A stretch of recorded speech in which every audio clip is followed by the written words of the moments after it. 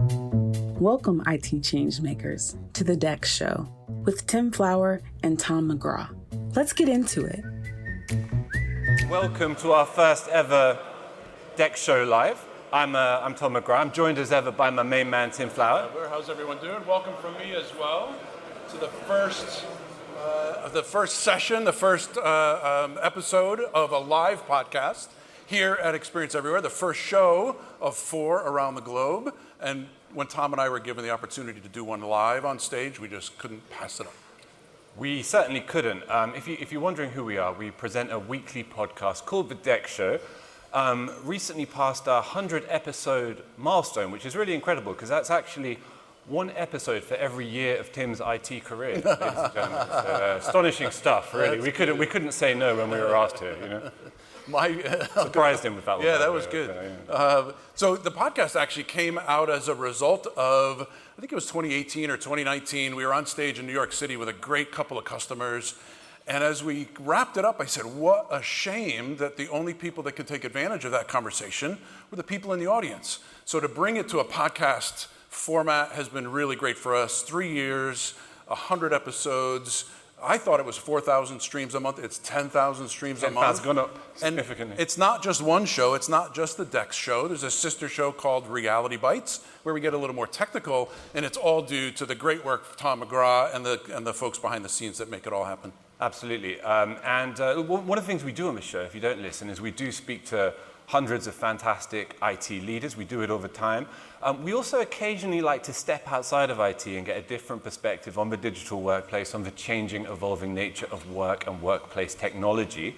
And that's what we thought we'd do today. So we are going to welcome Darren Wright from Honeywell onto the stage in about 10-15 minutes. But our first guest is not from the IT world. Au contraire, you might say. He's a former F1 driver, motivational speaker, and entrepreneur.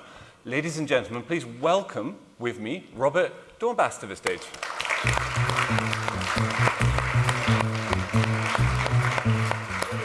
Take a seat, Robert. Welcome, bud. Thanks, guys. Good to see you, man. How you doing? Good to see you. Let's get comfortable. Robert, you had a pretty interesting career, pretty interesting life. Maybe in miniature, for anyone who doesn't know you yet, maybe give us it in a nutshell, sir. In a nutshell. Well, I'm Robert Doornbos. I live in the Netherlands. I'm a father nowadays of 2 beautiful kids.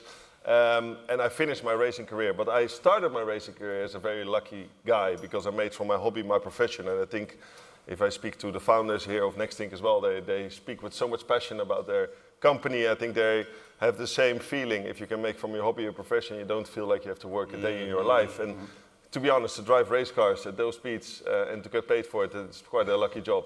Not bad. Yeah. Not bad.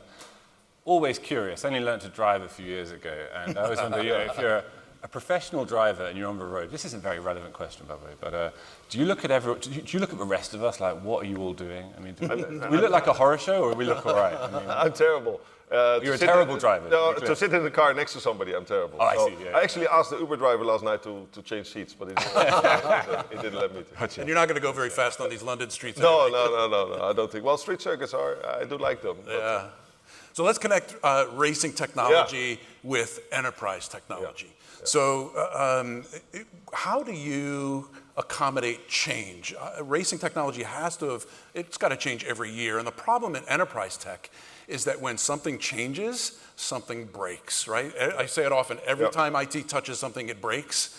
How do you accommodate change in technology and make you better versus a negative impact? Well, first of all, you can break race cars as well. I think I have a few team bosses that were not so happy with me at the end of the day. But what I did learn is coming through the ranks, you start in go-karting, you go to Formula 4, Formula 3, Formula 2, and finally, if you're lucky enough, you get to Formula 1. Data in those days wasn't really there in these junior formulas, only to manage the engine side, but not really to help the driver improve his skills. So I had a teammate, for example, in Formula 3, and he told me on a new track here in England, British Formula 3 was the best in the world, so I had to be here to challenge myself. And my teammate said, "Oh, turn 1 in Silverstone, easy flat." I said, "Yeah, sure. Yeah, I've never been here. It's easy flat, yeah." So I did it, and I ended up in a cornfield outside the racetrack, and he was laughing because nowadays data doesn't lie anymore. It proves where you can go flat out, where you have to brake, where you have to shift gears. So the technology exploded in racing world as well, to make the driver better, to make the car better, to make the team more efficient, and obviously to get a better result altogether. Yeah. Amazing. So how do you accommodate as a driver yourself? When you're working with technology in the car, do you ever wish you could just go back to a 4-speed and a carbureted engine and just let me go? Or has the technology gotten to a place where you just can't live without it? Those were your days then. Yeah.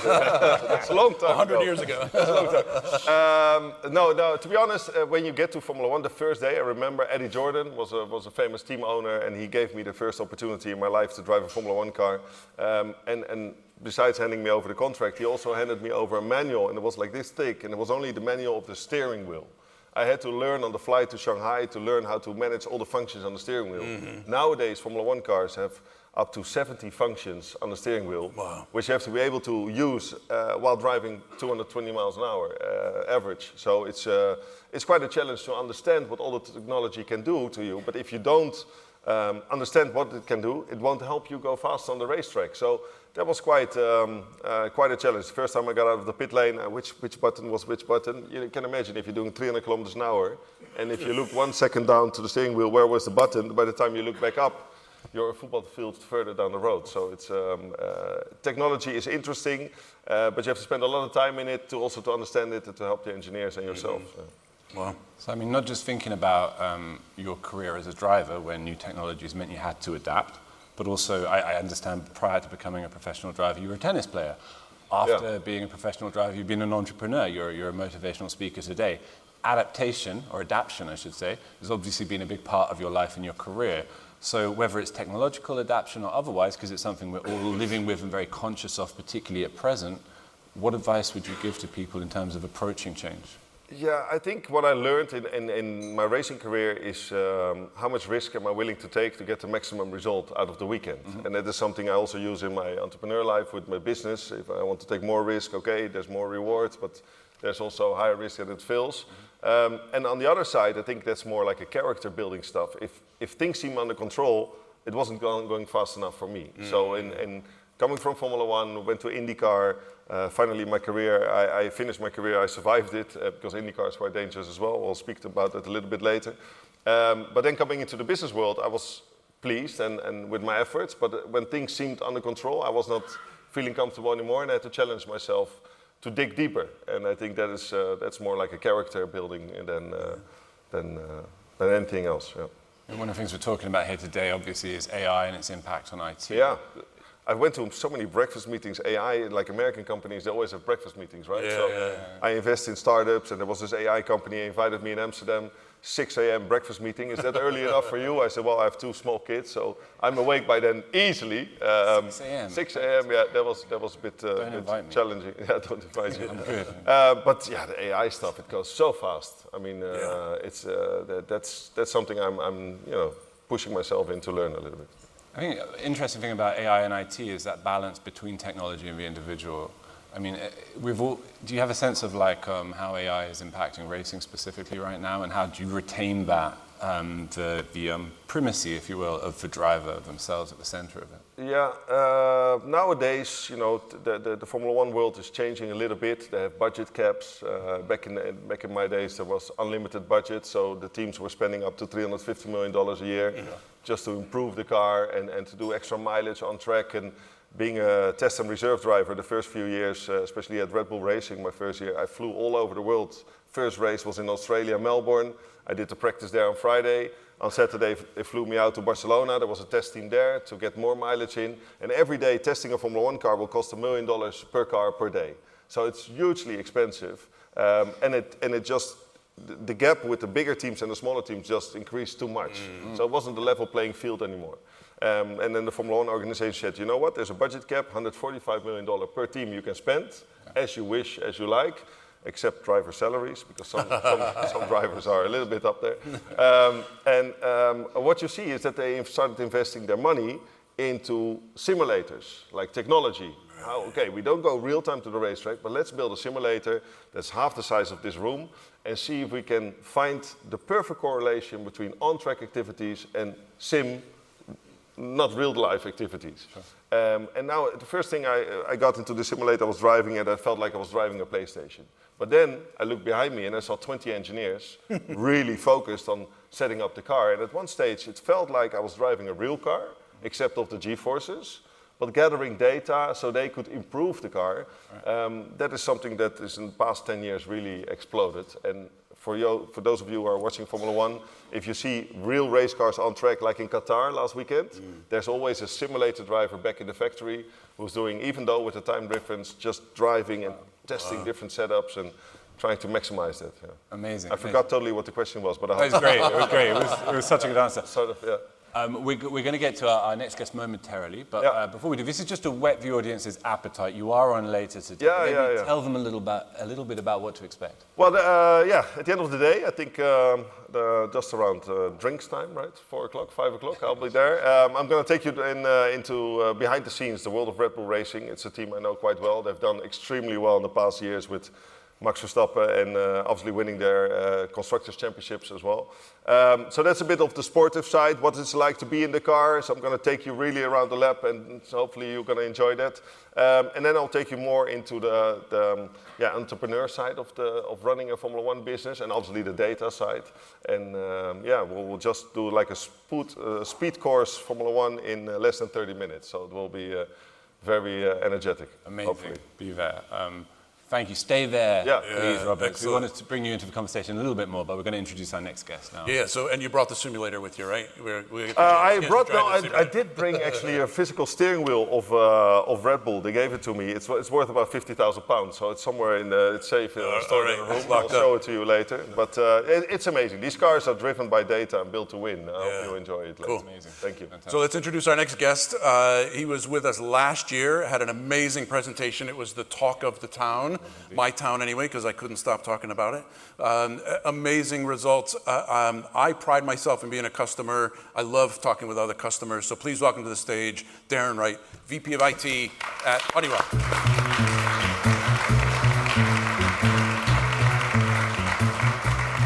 Darren, welcome. Thank you, Tim. Hey, Darren, welcome. See you. See you, man. Oh. He's not joking, Darren. He was talking about it for months. To the point of like, he's still talking about Darren's presentation. Can't stop talking about it. Quoting your statistics. He absolutely loved it. And I'm sure some of the audience saw it a year ago. It was fantastic. Maybe give us a quick refresher, not to set Tim off again, you understand. I was going to say, I risk doing that. So, what I talked about last year was really some of our key results. So some of the things we measured was around our productivity hours that we can save. So I think we were talking I think it was year to date, 800,000. So we finished the year around 900,000, targeting 1.2 million this year. That's our target. We also talked about how much automation we can do. We ended the year around 60%, targeting this year 70%. So that's how much more automation we want to keep driving into the company. Fantastic. And if you were to bring us up to date, what have the intervening year between these two experiences been like for you? So I think a few things. So I kind of call it doing the basics, but maybe some people wouldn't say it's the basics, but it's looking at the use cases, looking at the opportunities, doing more automation. We just want to do more and more of that proactive. So definitely we just keep doing the same thing, just finding more and more opportunities. CMDB integration was a big one for us. Kind of a bane of many people in IT's lives. I think just getting that good, up-to-date data, so that integration has been really helpful for us. Windows 11 has been a key one. We've used NextThink a lot for that, just in order to us to bring all of our environment up to date.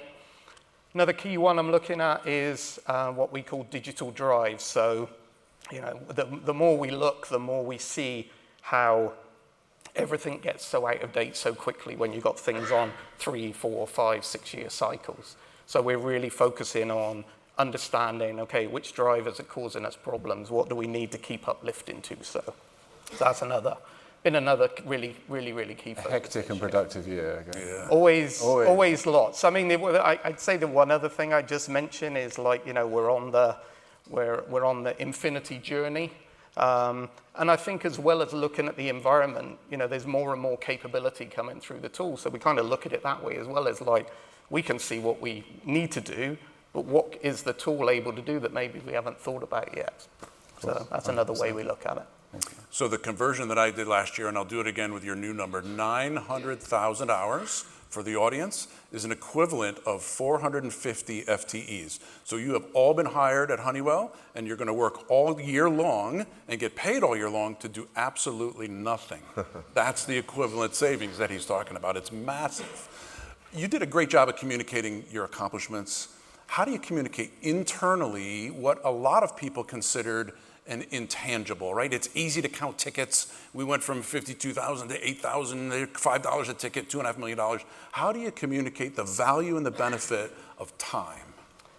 That's probably one of the toughest things, one of the biggest challenges. So yeah, we got good at the sort of inside out view of, like you say, counting. We're all IT people, we're getting good at all the data.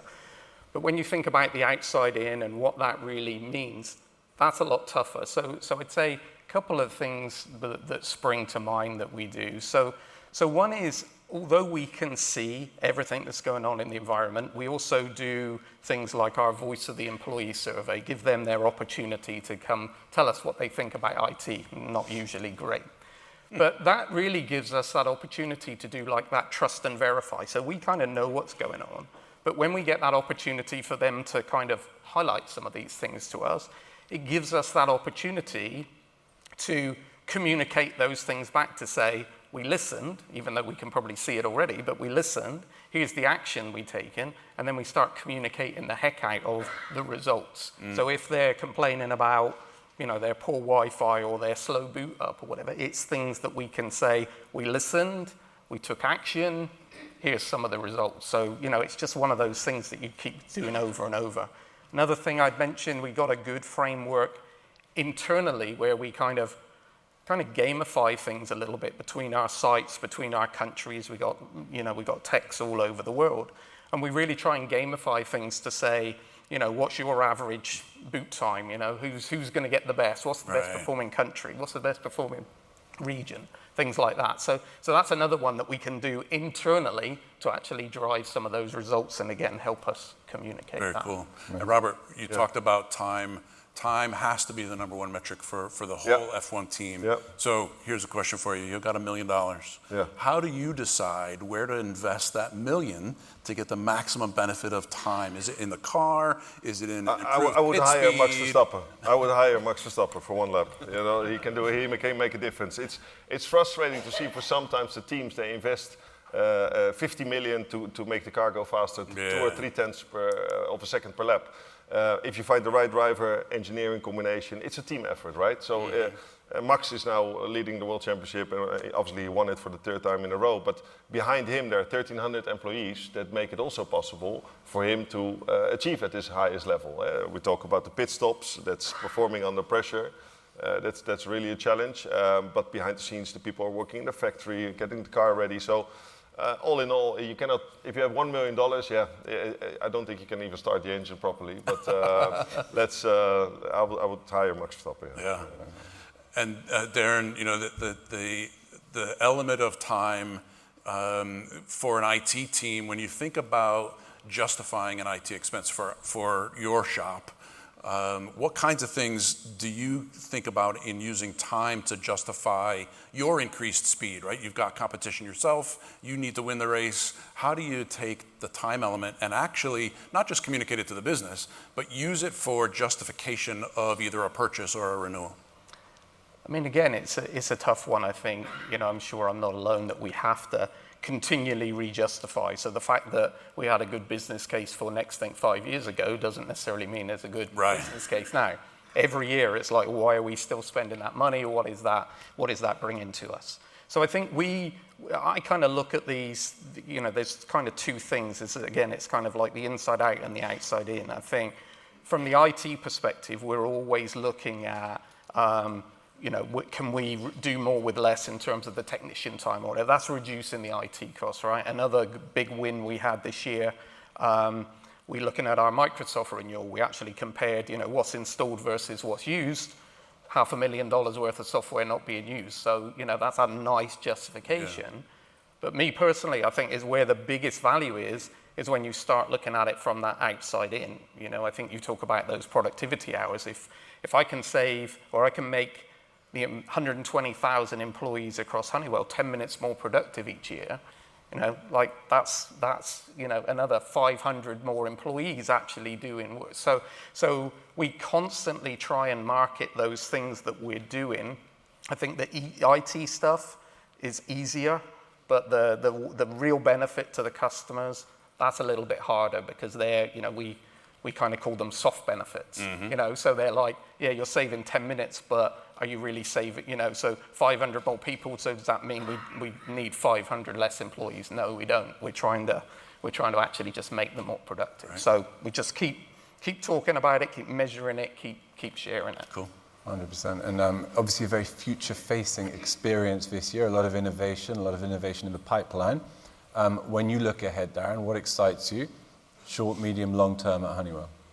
So a couple of things again. I think, I mentioned Infinity. We've been on the journey. We've had the relationship with NextThink more than 5 years now. So we've gone from the on-prem solution to the cloud. Now we're on the Infinity journey. And then if I was Buzz Lightyear, I'd say infinity and beyond. What else is possible? So, I think we're constantly looking at that, what's the art of the possible?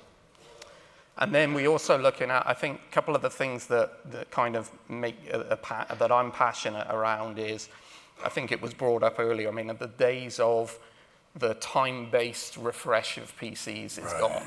Do we even know if we're matching the right PC to the right person? And, is it end of life in 3 years, 4 years? So, we call it performance-based refresh. So we've been really looking at all the analytics around that to really start making much smarter, data-driven decisions around that. So that's one thing we're looking at. Within Honeywell, we've got an investment with MoveWorks. We have Red is our kind of digital first facing support persona within IT. So that's another area that we're really, really continuing to focus on, is more and more integration between NextThink with MoveWorks and our other tools like ServiceNow, et cetera. Cool. I did hear, Tim, before I cut in, I did hear that Honeywell maybe has a little pre-experience of Flow, which of course we launched. I'm just wondering, it's nothing bad, if you've got anything to share. So, great to be part of these things and get the early views. So I think, talking to the team, we've now used Flow on 15 of our different campaigns, so existing and some new ones. Feedback is really good, very easy to use. The graphical interface is great, cool. Particularly good with those really complex scripting that might take days to do before. Good quote from my leader for NextThink, Nico. He said it was so good that even I could use it. So I'm thinking of a career in IT. There you go. So I'm thinking of the stuff. I'm like, I think we might be able to make it. So we've got a minute or two before we get the hook. Before we leave, though, what advice would you give to IT leaders? We talked a little bit about perception of IT. It's typically negative, especially the network team, right? How do you as an IT leader change that perspective? And do you see it eventually where IT becomes a business enabler or is seen as a valued partner versus a cost center? Yeah, I'd say I've seen it change a little bit over time. And I think sometimes it's dependent on, which part of IT. Because when I think about that, sometimes you can justify IT as an enabler when you're implementing a customer-facing application that, there's a direct correlation and everybody understands. What I think is much harder is the kind of, should I say, sort of more back office things. So if you're investing in a MoveWorks or a NextThink or a ServiceNow, much harder to, to actually quantify that and do that. So, for me, I think it's just keeping that conversation going. It's not just about the hard dollar savings of what IT can do more with less. That's important. But it's really focusing on that, the importance of giving those users, those employees, those great tools to be able to do their job really well and be able to articulate that in terms of that productivity. So, it's really, for me, just keep marketing, keep talking about that. So let's wrap it up. Robert, awesome to talk with you. Thank you for joining us. Darren, thank you for joining us here. But one last request before we go, and I'll turn it over to Tom to wrap it up as well. How about a quick hello from London for everybody listening to this podcast down the road? 1, 2, 3. Hello from London. Thank you. Good job. That was kind of a good job. Amazing. And just a final word. Huge thanks to our guests. Huge thanks to you. Huge thanks to Experience Everywhere for having us. And if you want to listen to the show, you can find us on Spotify, Apple, wherever you listen to your podcasts. Gentlemen, audience, been a pleasure. Thank you so much. And we've got a welcome on stage before we go, Yvette Herna. So, Yvette, welcome. Thank you all so much. To make sure that you never miss an episode, subscribe to the show in Apple Podcasts, Spotify, or your favorite podcast player. And if you're listening on Apple Podcasts, make sure to leave a rating of the show. Just tap the number of stars you think the podcast deserves. If you'd like to learn more about how NextThink can help you improve your digital employee experience, head over to nextthink.com. Thank you so much for listening. Until next time.